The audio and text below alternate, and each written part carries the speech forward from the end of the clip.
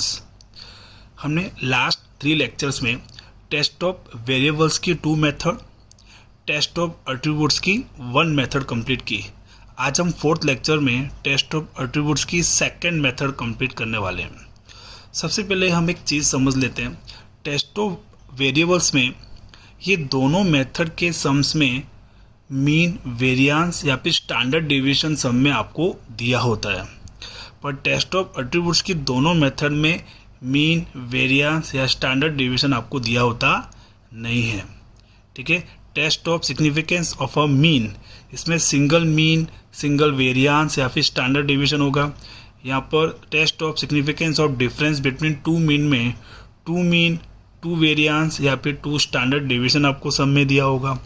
ठीक है, test of attributes के अंदर first method test of significance of proportion of success, इसमें मीन, वेरिएंस, स्टैंडर्ड डेविएशन दिया होता नहीं है, सिर्फ 1 प्रोपोर्शन होगा। और सेकेंड मेथड में test of significance of difference of 2 proportion, इसमें भी आपको मीन, वेरिएंस, स्टैंडर्ड डेविएशन ऐसा कुछ दिया होता नहीं है, इसमें 2 प्रोपोर्शन होते हैं। ठीक है, तो सम अच्छे से समझना कि किस मेथड का सम है। तो हम सेकेंड मेथड स्टार्ट करने वाले हैं टेस्ट ऑफ एट्रीब्यूट्स की। Test of attributes second method, test of significance of difference of 2 proportion. इसमें सबसे पहले आपको P1, P2, Q1, Q2 find करना होगा। P1 कैसे फाइंड करेंगे? x1 by small n1, P2 is equal to x2 upon n2। P1 आ गया तो हम लोग Q1 फाइंड कर सकते हैं, 1 में से P1 लेस करना है। P2 आ गया तो हम लोग Q2 फाइंड कर सकते हैं, 1 में से P2 लेस करना है। इसमें भी आपको 5 स्टेप्स फॉलो करने हैं। First step, difference is equal to modulus में P1 minus P2, answer positive में आएगा। Step number 2, standard errors, root में P1 into Q1 divide by small n1 plus P2 into Q2 divide by small n2। Second formula है, ये आपको कब use करना है सेकेंड फॉर्मूला? जब आपको सम में सिंगल p दिया हो परसेंटेज में, तो आपको ये फॉर्मूला यूज़ करना है। सम में हम लोग अच्छे से समझेंगे। तो रूट में PQ काउंस में 1 upon small n1 plus 1 upon small n2। Step number 3, Z calculation, difference divide by standard errors. Difference जो हमने स्टेप नंबर 1 से फाइंड किया, स्टैंडर्ड एरर्स जो स्टेप नंबर 2 से फाइंड किया। तो step number 1 divide by step number 2, तो आपको मिलेगा Z calculation. Step number 4, Z table, जो हमने फर्स्ट मेथड से हम सीखते आ रहे हैं, तो वो टेबल पर से आपको अमाउंट यहाँ पर लेके आनी है। Step number 5, Z C less than is equal to Z T, hypothesis is accepted. Z C more than Z T, hypothesis is rejected. यानी कि जेड सी जेड टी के कंपेयर में लेस है तो hypothesis is accepted. Z C Z T के compare में more है तो हाइपोथेसिस इज रिजेक्टेड। ठीक है, तो ये 5 स्टेप्स हमको यहाँ पर फॉलो करने हैं। तो सम स्टार्ट करते हैं। सुधीर प्रकाशन में सम नंबर 37 पेज नंबर 26 पे आपको दिया होगा।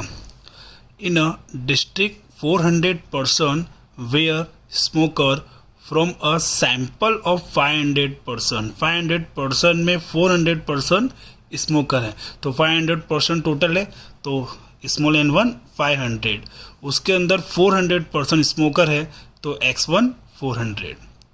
Next, second, after heavy duty on tobacco 400 person out of a sample of 600 person were smoker. Total 600 person है, तो n2 600 और उसमें स्मोकर कितने हैं? 400, तो x2 400। तो n1 x1 n2 x2 हमको मिल गया, तो हम P1 P2 फाइंड कर सकते हैं। ठीक है, तो P1 is equal to x1 divide by small n1, P2 is equal to x2 divide by small n2। x1 400, n1 500, 400 by 500, answer आएगा 0.8। x2 400 एंड n2 600, तो 400 बाय 600, आंसर आएगा 0.67। P1 और P2 आ गया तो हम लोग Q1 Q2 फाइंड कर सकते हैं। 1 में से P1 लेस करना है, तो 1 माइनस P1 0.8, तो आंसर आएगा 0.2। 1 में से P2 लेस करेंगे, P2 का अमाउंट आया हमारा 0.67, वो लेस करोगे 1 में से तो आंसर आएगा 0.33। ठीक है, तो P1 P2 Q1 Q2 find हो गया। सम के अंदर आपको वर्ड मेंशन किया हुआ है डिक्रीज मीन्स मिनिमम टाइप, तो वर्ड अगर आपको मेंशन किया है तो वो हमारा हो गया वन टेल टेस्ट। और सब में कोई परसेंटेज मेंशन नहीं किया है तो आपको एज यूजुअल 5% आपको लेना है। तो टेबल में हमको चेक करने का कि अगर वर्ड मेंशन किया है तो वो हमारा हुआ वन टेल टेस्ट, और परसेंटेज नहीं दिया है तो 5%। तो 5% में वन टेल टेस्ट 1.645, जेटी आपको मिल गया 1.645।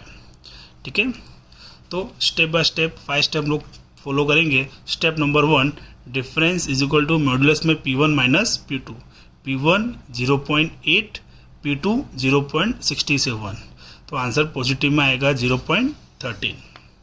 ठीक है, step number 2, standard errors.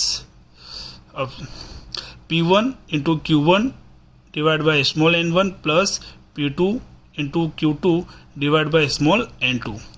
P1 Q1 सब में हमने यहाँ पे फाइंड किया हुआ है, P1 0.8 और Q1 0.2, P2 0.67 और Q2 0.33, और N1 500 N2 600।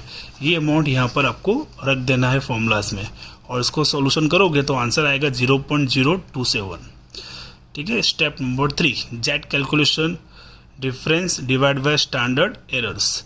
डिफरेंस जो हमने स्टेप नंबर 1 से फाइंड किया था 0.13, और स्टैंडर्ड एरर्स जो हमने स्टेप नंबर 2 से फाइंड किया 0.027, डिवाइड करोगे आंसर आएगा 4.81।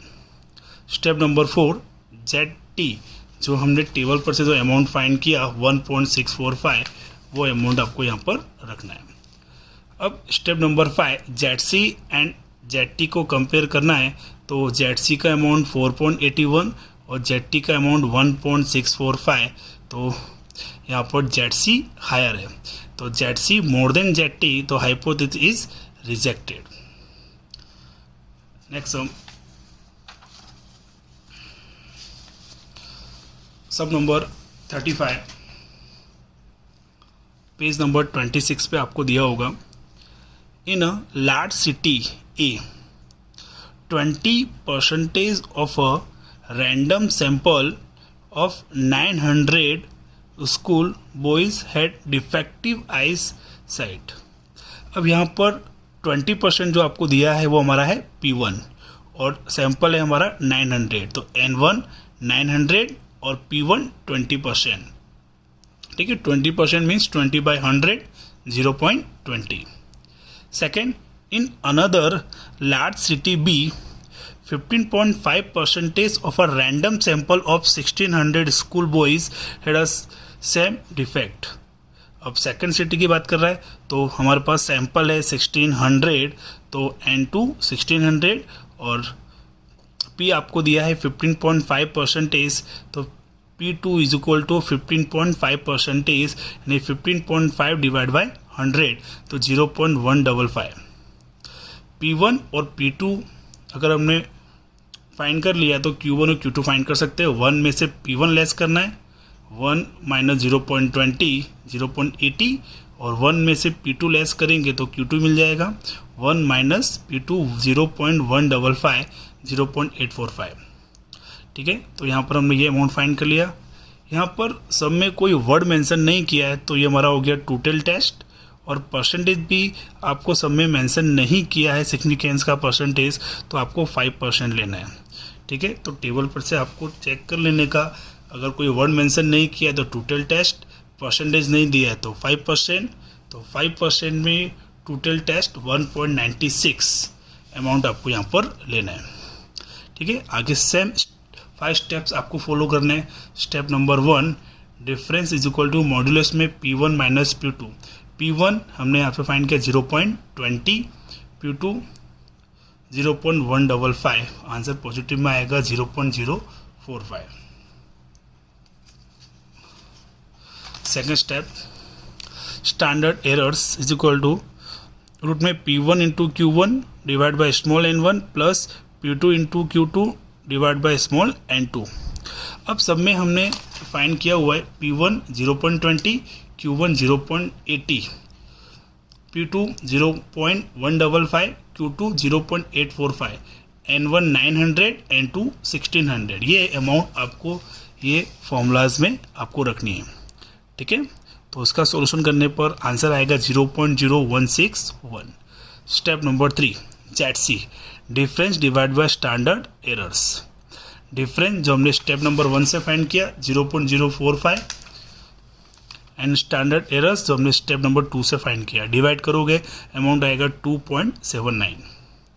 स्टेप नंबर 4 ZT जो हमने फाइंड कर चुके हैं 1.96, ठीक है। कंपेयर करेंगे दोनों को तो ZC हायर है ZT के कंपेयर में, ठीक है। तो ZC more than ZT hypothesis is rejected, okay. Sum number 39 page number 26। In one district of a state 48% were found as diabetic patient out of a sample of 800 person। Total 800 person है, उसमें से 48% diabetic patient है। Total 800 person तो N1 800, उसमें 48% diabetic patient है तो X1 48। Next in another district 66% were diabetic patient in a sample of 1200 person। Total 1200 person है and to 1200 उसमें 66% डायबिटिक पेशेंट है तो X2 66। तो सब में आपको N1 X1 N2 X2 मिल गया, तो हम P1 P2 फाइंड कर सकते हैं। P1 is equal to X1 by N1, X1 48 N1 800, divide करोगे 0.06 आंसर आएगा। P2 is equal to X2 divide by small N2, X2 66 N2 1200, divide किया 0.055। Q1 1 में से P1 लेस करोगे तो आपको मिलेगा Q1, तो 1 में से 0.06 लेस किया तो 0.94। Q2 is equal to 1 minus P2, 1 में से P2 यानी 0.055 लेस करोगे तो आंसर आएगा Q2 0.955, ठीक है। तो हमने P1 P2 Q1 Q2 find कर लिया। इस सम के अंदर कोई वर्ड मेंशन नहीं किया है तो हमारा टोटल टेस्ट हुआ, और कोई परसेंटेज आपको मेंशन नहीं किया, सिग्निफिकेंस परसेंटेज, हाँ ठीक है, तो वो आपको मेंशन नहीं किया है तो आपको लेना है 5%। तो टेबल में हम लोग चेक करेंगे तो 5% टोटल टेस्ट का अमाउंट आएगा 1.96। स्टार्ट करते हैं first step. Step number 1 difference is equal to modulus में P1 minus P2, P1 0.06 P2 0.055 minus करोगे आंसर पॉजिटिव में आएगा 0.005। Step number 2। अब स्टेप नंबर 2 में फॉर्मूला चेंज हो जाएगा क्योंकि आपको सम के अंदर सिंगल पी का परसेंटेज आपको दिया है। It is know that the percentage of a diabetic patient in the state is 6%। और मैंने आपको बताया था स्टेप्स में कि अगर सम के अंदर सिंगल पी परसेंटेज में दिया हो तो स्टैंडर्ड एरर्स का फॉर्मूला चेंज हो जाएगा, ठीक है। तो यहाँ पर 6% आपको सिंगल पी दिया हुआ है, तो करना ये है कि आपका जो पी है P is equal to 6% means 0.06, 6% में 6/100 तो 0.06। Q is equal to 1 minus P, 1 में से P लेस करना है, P आपका आया 0.06, 1 में से लेस करोगे 0.94, P 0.06 जो हमने फाइंड किया और Q 0.94, 1/N1 plus 1/N2, N1 N2 सब में आपको दिए हुए हैं, N1 800 N2 1200, वो अमाउंट आपको यहाँ रख देना है। इसका सॉल्यूशन करोगे आंसर आएगा 0.0108। Step number 3 ZC is equal to difference divide by standard errors. Difference जो हमने स्टेप नंबर 1 से फाइंड किया 0.005 और स्टैंडर्ड एरर्स जो स्टेप नंबर 2 से फाइंड किया 0.0108 डिवाइड करोगे आंसर आएगा 0.46। Step number 4 ZT is equal to जो हमने टेबल पर से अमाउंट फाइंड किया था 1.96 वो लेना है। दोनों को कंपेयर करेंगे तो हमारा ZT हायर है और ZC लोअर है, तो ZC less than is equal to ZT, तो हाइपोथेसिस इज एक्सेप्टेड। प्रैक्टिस के लिए मैंने आपको सम्स दे रहा हूँ, आप अच्छे से इसको रीड करना और समझना कि अमाउंट हमने यहाँ पर कैसे लिया हुआ है। Thank you.